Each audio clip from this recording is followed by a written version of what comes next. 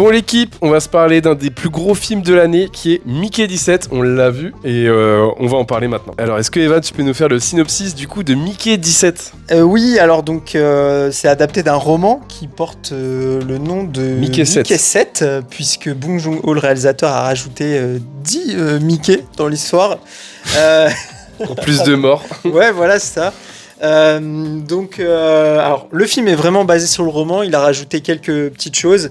Donc c'est l'histoire de Pattinson. en fait, qui a des dettes de partout et qui va entendre parler d'un programme. Expandables.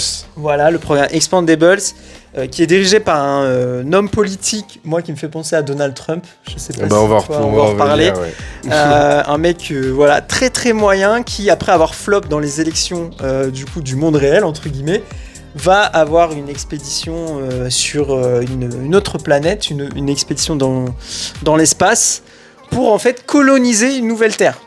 Ouais, c'est ça. Et il recherche des prétendants qui ont plus rien à foutre de leur vie, c'est-à-dire qui sont en roue libre. Et ça fait penser un peu à Squid Game, des gens qui ont besoin de rembourser des trucs, etc., qui sont prêts à sacrifier leur corps, ouais. etc. Ouais, je me disais, ça me faisait penser à quelque chose actuel. Voilà. Ouais. Ah, il est bon ce mec, hein.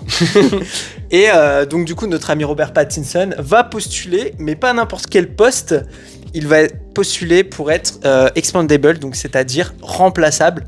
Ouais, et ça. donc un remplaçable, c'est quelqu'un qu'on va envoyer au charbon, tout simplement, pour crever dans les missions les plus difficiles. Et il va est-ce que je le dis du coup le principe ? Oh oui, c'est Ouais. le but du film, Ok. c'est même pas un spoil. Donc en fait, il va revenir après sa mort, c'est-à-dire que il régénère via une imprimante avec ses souvenirs. Le synopsis en fait a l'air incroyable. Enfin C'est pour incroyable. moi, l'idée est cool, le casting avec Mark Ruffalo, incroyable boss. acteur, ouais, Boss. il joue trop bien. On va en parler un jour. Il a un rôle qui lui va bien en plus dans ce film-là, tu vois, un peu comme ça. Mais on va revenir dessus après. Le film est plutôt plat et un peu vide en finalement. Ouais, concrètement. Alors en fait, pour moi, le gros problème du film, on rentrera un spoiler après, c'est que il y a trop d'intrigues. En fait, il y a l'intrigue principale, le fait que Mickey justement puisse revivre et que potentiellement ça va engendrer un problème justement qui s'appelle les multiples. Donc ça, c'est le problème principal. Et en fait, il y a plein de sous-intrigues. L'histoire des dettes d'argent, tu vois, avec notre ami qui joue Glenn dans The Walking Dead. C'est ça. Mais c'est jamais en fait poussé jusqu'au bout. En fait, t'as ça. Voilà, la brune, l'histoire de la brune, tu sais. Pareil. Donc ça, ok, c'est sympa, mais c'est pas poussé. Et du coup, c'est un bordel un peu le film. Enfin, je sais pas ce que t'en penses, toi. Bah, en fait, il y a des bonnes idées. Le côté satire un peu qu'a le film, un peu sur la comédie. Enfin, le personnage de Mark Ruffalo, comme t'as dit, c'est vraiment Donald Trump. Enfin, c'est vraiment ce qu'ils ont voulu dégager. Elon Musk mélangé à Donald Trump, son délire de vouloir absolument aller dans l'espace. Et puis, c'est repeupler une planète. Un gars qui vit pour les télés et tout. Donc, ouais, c'est marrant. Après.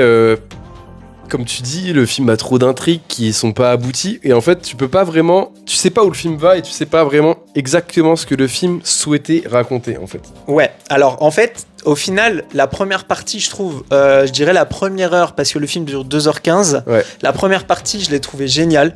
Ça t'explique bien les bases. Exactement, tu vois, quand on suit Mickey dans la colonie, il essaie de se faire des amis, il rencontre sa copine, tout ça. Et là, j'ai trouvé ça hyper intéressant parce qu'on s'attache au perso. Oui. Et en fait, à la deuxième partie du film, à partir du moment où en fait j'ai l'impression qu'ils sortent du vaisseau, et ben je trouve qu'en fait il y a trop d'intrigues et on perd en intensité. Et en point positif, tu mettrais quoi ? Robert Pattinson, tu vois, pour son double rôle, parce qu'il fait Mickey 17 casting. Et Mickey 18. Ouais.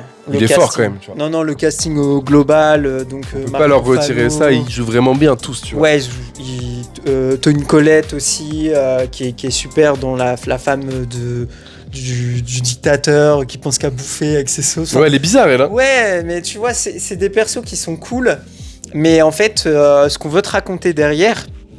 Alors qu'il y a des scènes, des fois, qui frisent un peu le génie. La scène du banquet, on peut commencer à spoiler, je pense. Oui, tu peux y aller, oui. La scène du banquet, où au final, ils veulent le faire... On croit qu'ils font plaisir à Mickey en lui offrant un steak. En fait, c'est un steak de synthèse. Et en fait, l'équipe médicale est là à chaque fois pour tester et lui en foutre plein la gueule. Et en fait, je trouve ça terrible, tu vois, mais... l'idée est top, mais il manque un truc. Bah, en fait, le réalisateur, ouais, il y a des idées, bah, tu sais, quand ils sont à un moment déguisés en poulet et tout, bah, tu te demandes ce qu'il veut raconter, ça n'a aucun sens ces scènes. C'est trop. C'est gênant même des fois. En je trouve. fait, le réalisateur, tu vois, moi j'ai vu Okja et j'ai vu Parasite, tu vois. Oui, t'as un peu de base du truc. Donc je connais Snowpiercer aussi. Donc je connais. Tu l'as vu Snowpiercer, ouais. Ouais, je connais ces films, tu vois. Mais en fait, il a réuni dans Mickey 17 tous les, je dirais, tous les sujets qui lui tiennent à cœur. Tu vois, la lutte des classes, l'amour, le côté humain un peu, tu vois. Le côté humain qu'on en voit un peu, qui est remplaçable de ouf, quoi. Exactement, le côté écologie qui est hyper important pour lui. Et en fait, il a fait un mix, il s'est dit c'est mon film, rien à foutre. 150 millions de budget. Ouais. Tu vois. Après, pas mal, quand même. Bah ouais, parce qu'il avait carte blanche après Parasite qui a tout raflé aux Oscars. Après, apparemment, c'est le genre de réalisateur, quand il est du côté. Il est japonais, coréen, c'est quoi ? Il est sud-coréen, ouais. Il est sud-coréen, quand il fait des films sud-coréens, il rentre toujours très bien, mais apparemment que quand il va à Hollywood, ça rend toujours moyen. Et je sais pas comment. Parce que vraiment, quand il sort un film sud-coréen, les gens sont ultra hype, beaucoup plus que quand il sort un film américain. Alors moi j'ai une théorie, c'est parce que comme je te disais, je pense qu'il attaque un thème et quasiment un seul thème. Le budget est plus restreint et il arrive... Ouais, tu vois, il cadre les choses. Ouais. Et là il est trop fort, tu vois. Mais par contre, ouais, c'est pas nul. Tu vois. Non, mais il est très oubliable pour un film de Warner qui te fait la promo depuis très longtemps en mode ça va être un chef-d'œuvre. Le film du début d'année 2025. Ouais, c'est ça, et enfin, quand on voyait juste le titre, tu sais, ils nous annonçaient juste le titre en mode ça va vraiment être un banger ce film, et tu le vois, tu te dis... Ok, déjà, mais tu t'attends même pas à ça. J'avais des petits doutes. Hein. Moi, la bande-annonce, ça m'a pas rassuré. Ne la regardez pas si vous avez compté voir le film. Mais je me demandais où ça. C'était quoi le propos, tu vois. Ah, déjà dès la bande-annonce. Ouais. Moi, okay. Par rapport à ces films précédents où tu captais un truc, tu vois, là, tu te dis, mais ok, où il va aller ? Il va me surprendre. Je m'attendais, moi, tu sais, un truc un peu Edge of Tomorrow, Vivre ou Mourir. Ok. Mais avec, bien sûr, une autre histoire, mais un peu dans ce type-là.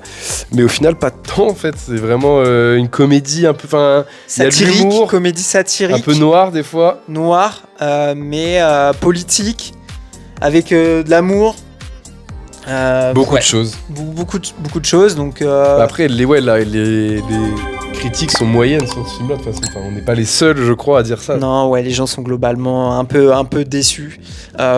Bon, on s'éparpille un peu, si on reprend du coup en point positif, donc le casting. Ouais, le casting. Est-ce que tu vois autre chose ? Les effets, quand ils sont sur la planète, c'est plutôt cool, avec les monstres là. Ouais, les rampants, ouais. Ouais, ils sont plutôt bien faits et tout, donc on peut le dire quand même. Ouais, ça envoie quand même. Ouais, il y a 2-3 scènes. Tu sens que le budget n'a pas été mis que pour les acteurs. Non, surtout au ciné, ça envoie vraiment. Ouais, Pattinson qui est, je trouve, génial avec surtout son double, le Mickey 18. C'est lui qui fait vraiment... la diff dans le film. Il porte le film, parce que clairement. Quand il fait les deux, tu sais, il a pas la même intonation de voix, par exemple, la même entre voix. Mickey 17 et tout, et 18. Alors, tu l'as vu en VF ? Oui, VF toujours. Ouais. Ok, qu'est-ce que ça donne ? Est-ce que c'est la voix de Kev Adams ou... Parce non. que souvent, la VF, j'ai très peur. Non. Ah, tu l'as vu en VO, toi ? Ouais, je l'ai vu en VO, ouais. Non, ça va. Bah après, c'est la VF de Robert Pattinson, toujours. Mais est-ce qu'il a deux voix différentes ? Il y a une nuance. Ok. Parce qu'en même temps, s'il l'a pas, enfin c'est chaud. Tu peux pas faire la même voix. Ouais, non, mais je demande. Tu vois, c'est parce que les gens qui le regardent, ils regardent de la VO et de la VF. Donc le doubleur fait un effort. Ok. Je pense pas que ce soit au niveau de la VO, bien sûr, mais il fait l'effort de faire une petite intonation différente sur les voix. Ok, parce qu'en VO, t'as vraiment la voix très aiguë. Et Mickey 18, c'est un peu genre Batman. Ouais, la vengeance, quoi. Il est un peu vénère, lui. Tu vois, ouais, vraiment vénère. Donc voilà, c'était juste une petite question. Je pense que c'est important, tu vois, de te demander. Voilà, point négatif, moi je te dirais la durée. 2h15. 2h15, ah non, gros, c'est trop long. Ah non, je suis désolé. En fait, ça peut être court pour certains films. Moi, mon meilleur pote s'endormait. Hein. Ah ouais. Teddy s'endormait, il était pourtant lui c'est un fada de ciné. Déjà t'as le générique au bout de 30 minutes, c'est bizarre de mettre le générique Mickey 17. Non les gars, minutes. Arrêtez de faire trop long les gars. Mais ça peut être bien, 2h15 pour moi c'est une bonne durée de film quand t'as quelque chose vraiment à raconter, tu vois. Mais là... Quand tu pars pas dans tous les sens. Ouais, soit il aurait dû être plus court pour moins d'intrigues, ou soit plus long pour conclure toutes les intrigues. T'as tout dit. T'as tout dit, mais il y a quand même des dialogues qui sont un peu longs. Ça se regarde un peu à certains moments. Et puis il y a des trucs, tu comprends pas l'intérêt, ça fait pas avancer l'intrigue. Donc c'est... Ah, je suis frustré, tu vois. Je sais pas trop quoi en penser. C'est très bizarre. Ouais, il sera pas dans le top de fin d'année, ça, c'est... Non. non. Tu mettrais C'est pas- combien, du coup? Alors moi, j'ai bien réfléchi avant de faire la vidéo. Je mettrais 13 sur 20, Ok. du coup. Et toi? Ouais, 12. Moi, 12. Plus 12. Un petit peu en dessous, quand même. C'est quand même moche hein, de mettre 12 ou Bah, 13. pour un des gros films de l'année, c'est pas ouf, quoi. Enfin, ça me fait pas plaisir. Parce que Robert Pattinson, en plus, j'aime vraiment bien cet acteur, tu vois, pour le coup.